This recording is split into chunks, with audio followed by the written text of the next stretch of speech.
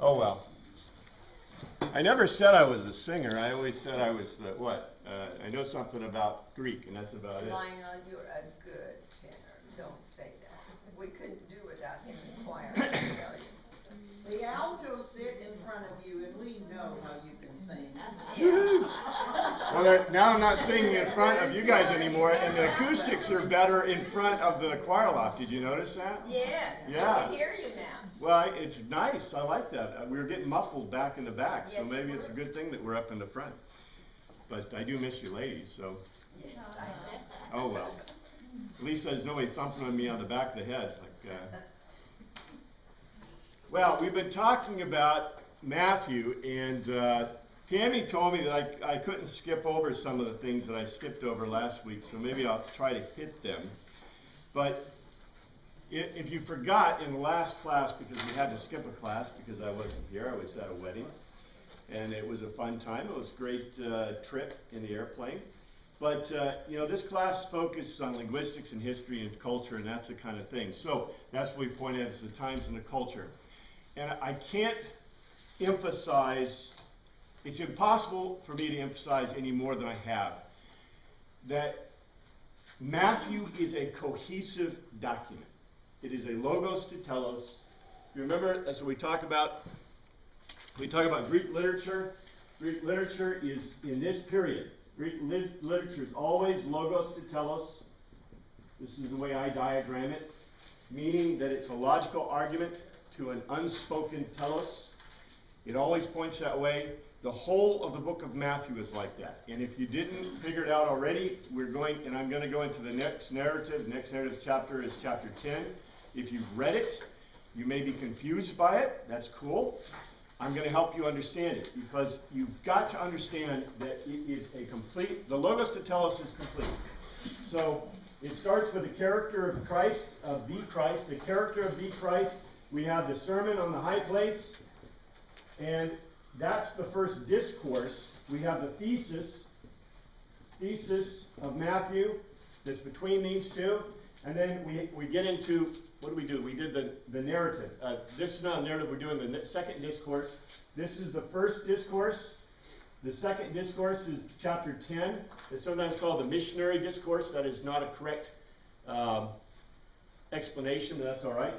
We already looked at the narrative between 8 and 9. And what did we find out about the narrative in 8 and 9? What does the narrative do? Directly supports what? Well, the whole of everything directly supports the thesis. But we saw that there was direct ties. There are direct ties from the Sermon on the High Place to the narrative, right? The narrative, you saw exactly quotes in Greek, especially. It's obvious in Greek. It is less obvious in the English language, but they're still there. You can find them. What we're going to find in the second discourse, what do you think we're going to find in the second discourse? Same thing.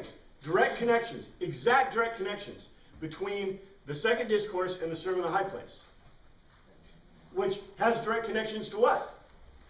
The thesis statement, which has direct connections to what? The character of the Christ. Because this is not, I'll say it over and over again. This is not a primitive document. This is not simply a bunch of sayings of Christ lumped together with a narrative. That's not what it is. I was just talking with a gentleman who was really smart about New Testament kind of things. He wasn't a seminary trained guy, but he was really smart on this stuff, and he works with seminary. And he was making a comment about, for example, what do they call it? Verbal, where you pass things down verbally. Oral tradition. About oral tradition.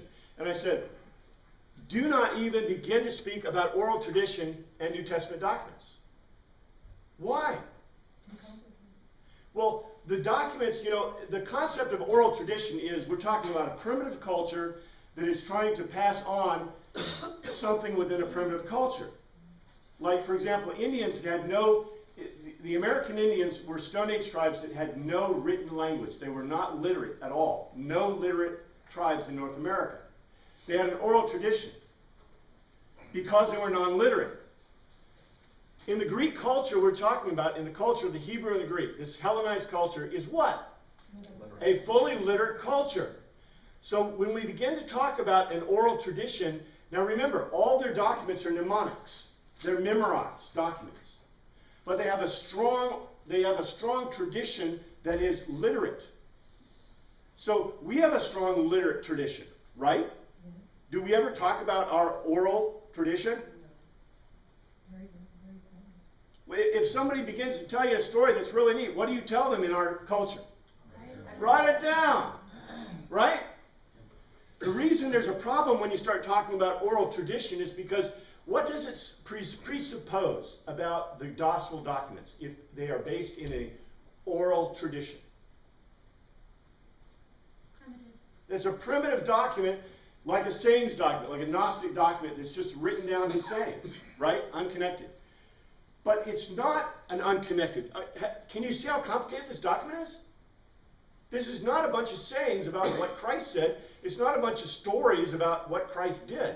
It is a cohesive document that is trying to point out to you something very important about who the Christ is and about who the Christ was. And you find that his sayings are what? Just a bunch of sayings? No, totally cohesive, and fit together. And we're going to see that. Did you have a question? There was 60 years, wasn't there, before it was written down? Or there's some period of time between when Christ actually said these things and when they were finally written down. How was it passed along in that time period then, if not an oral tradition? Because the original, remember, Matthew is a what source? Primary source. Matthew saw. Matthew, and when we say, okay, how long did it take to write it down?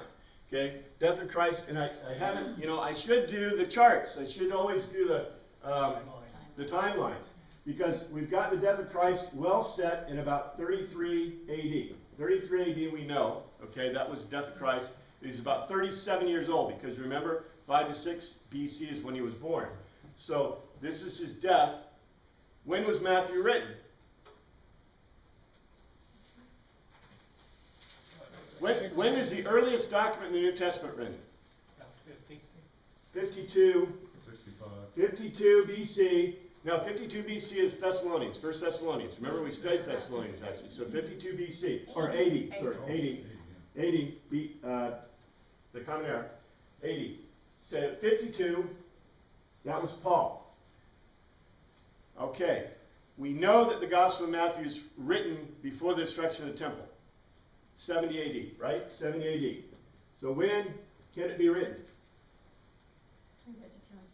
Well, it may have been written before 52, but the earliest documentation we believe sets Gospel of Matthew, and I talked about this in Veracity, about 60 AD.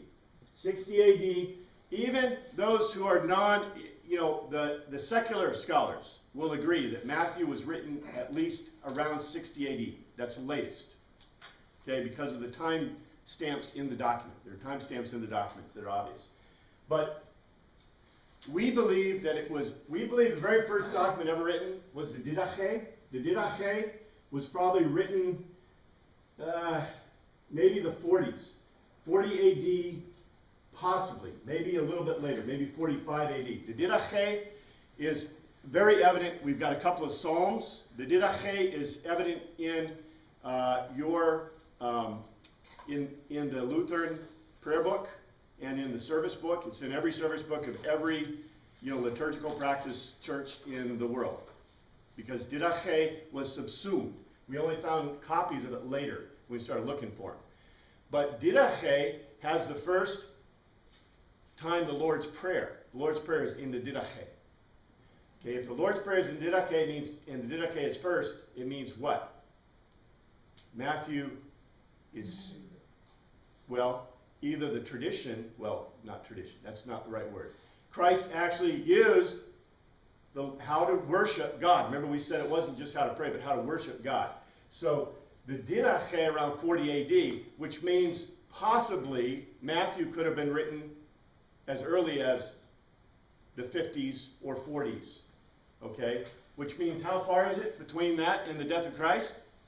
25 years. We're not, Within the lifetime of witnesses. Well, easily within a lifetime of witnesses, right? Easily. And even if we put it late date, that's what, 27 years. Just speculation, but why did it take 27 years for it to be written? I mean, why wasn't it written 6 months after Christ? Who's I mean, to say it what's wasn't? the speculation about why that span of time took place? Well, let's put it in the perspective of ancient literature. Okay. How long does it take usually for, in the ancient world, for them to write something about some guy that was dead? Normally. Centuries, 100 years. Centuries, usually 100 years. 100 years is a good date. Buddha was not, nothing was written about Buddha until 100 years after his death. Well after any witnesses, we don't even know if Buddha existed, because we can't, there's no primary witnesses or secondary witnesses to Buddha. So Buddha, who knows? In the most of the time about Caesar, stuff written about Caesar, yes sir? Today, to your point, when something happens, we just think, well, let's get it in writing. But back then, based on stuff you said in the past, that's just not their first thought. Their first thought is maybe to spread, to talk, and get some information out and so forth. And maybe as the information was getting out, the demand for it came to a point where we have to have another medium to get this stuff spread. And so it kind of evolved into a way then to accelerate the word out into the kingdom, because their first thoughts weren't, let's go get a scribe and write this stuff down. I don't think. No, Based on you're what right you on. said in the past. I was getting to that, but that's good because you preempted me. That is exactly correct. Because in the ancient world, as opposed to our world, you know, because of the cost factor, because of other factors, and plus, if you know, okay, if you want to make, I think it's a sloppy and silly association. A sloppy and silly association that, oh, it's an oral tradition. It's an oral tradition, and finally, Matthew or somebody, you know, the secular world says Matthew or somebody wrote it down, right? But are we seeing that? Okay, if you're writing a thesis statement, is it unusual for you to think about it for 27 years? My thesis took 7 years for the board to approve it. Okay? And I didn't have to change it in the last 5. Okay? So, you know, when you do a PhD, you think about it for years, and then you write it down, and then it takes forever for it to get approved. Maybe they had to go through the approval process with the Council of Elders. I mean, that might have taken forever there. So maybe you wrote it like a year later, but, you know, how long did it take to get it approved? Yeah. What about, I mean, I was always taught that they didn't write it down because they thought the second coming was imminent within their lifetime, and then it was. You know, I think we'll see when I get to that point. This is not an untrue ism. However, I think that the Christian community, even at that time, was split into Paulian and the apostolic, or the council and Paul.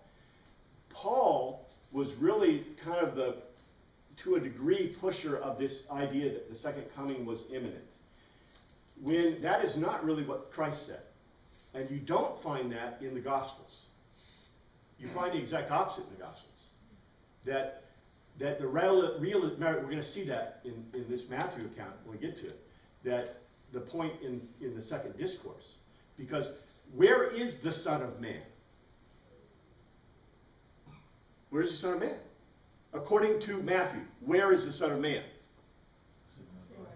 Sitting in front of you, right? See? Has he come? Yeah. And when does he come in glory? According to Matthew, Mark, Luke, and John. The second. No. He came in glory when he was resurrected. See? The message of, for example, the prediction, Christ himself said what? When will you see me coming in glory?